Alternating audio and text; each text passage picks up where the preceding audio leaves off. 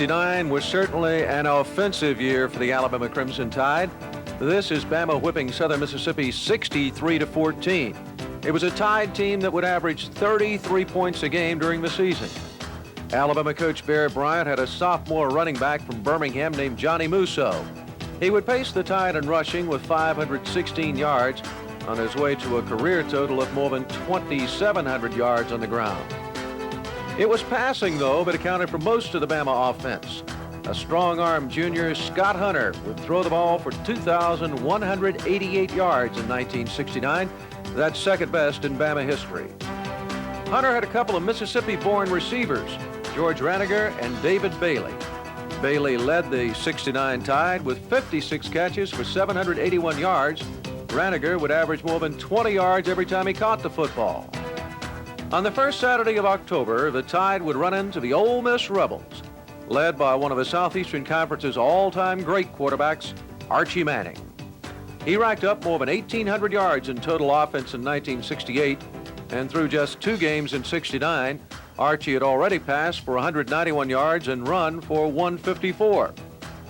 Coach Johnny Vaught had a talented core of receivers, led by Floyd Franks, who'd wind up his career as a member of the Rebels' Team of the Century. Archie and Ole Miss, Scott and Alabama. They were set to play the shootout at Legion Field, one of Bama's greatest games.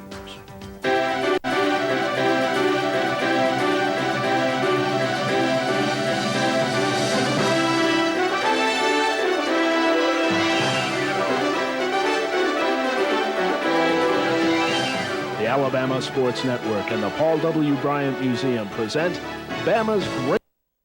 Alvin Samples and Mike Dean to midfield to meet with the Ole Miss captains, Hap Barber and Joe Blunt.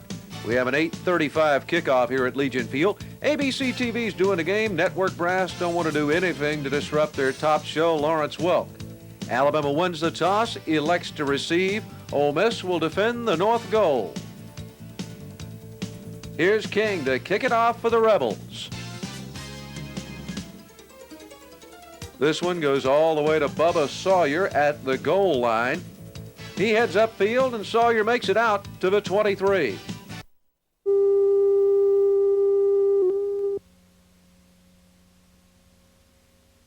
Got Hunter with the ball. Hit from behind, gets the pass off to Gillaba. Gillaba gains only 2 yards on the play to the 37. Claude Herod hits Scott Hunter from behind as we look at the huddle for Alabama with the 100 years of football symbol on the side of that crimson helmet. And in the lineup now is Pete Moore, number 42 at fullback.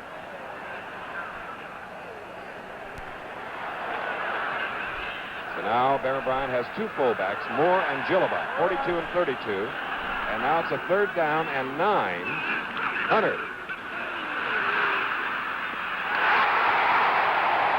David Bailey gets his 2nd reception of the night in traffic. He now has helped to move the Tide to the Mississippi 47. Let's watch him now as he starts down the field, and the safety man was to the wide field at the bottom of the screen.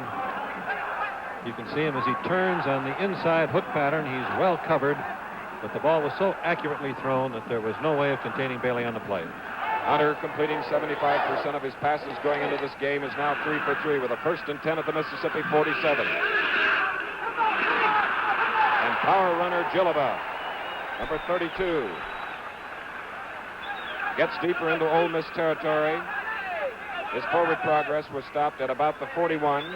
That's a 6-yard gain for the fullback, bringing up a 2nd and 4 as Larry Thomas made the tackle.